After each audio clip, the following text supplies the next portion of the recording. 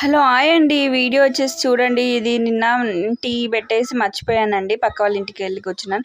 So ఇలా మాడిపోయింది గిన్నె అనేది. సో మళ్ళీ ఇలా నీట్గా కడిగేసుకున్నానండి. ఆ టిప్ ఏంటో మీకు కూడా షేర్ చేస్తానని ఈ వీడియో చేస్తున్నానండి. సో ఈ టిప్ ఏంటంటే, ఇంకా మనం ఏదైతే మాడిపోయిన గిన్నె ఉంటుందో, పాలు మాడిపోయినా టీ మాడిపోయినా ఇలా వాటర్ వేసుకోవాలి.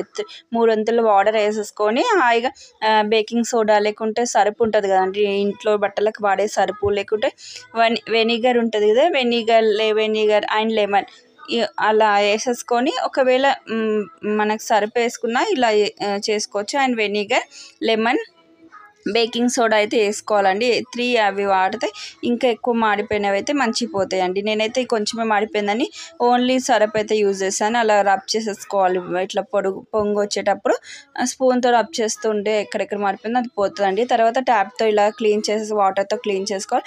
ఆ తర్వాత చూసుకోండి ఎంత మంచి మెడిసిన్. సో ఈ రిజల్ట్ అయితే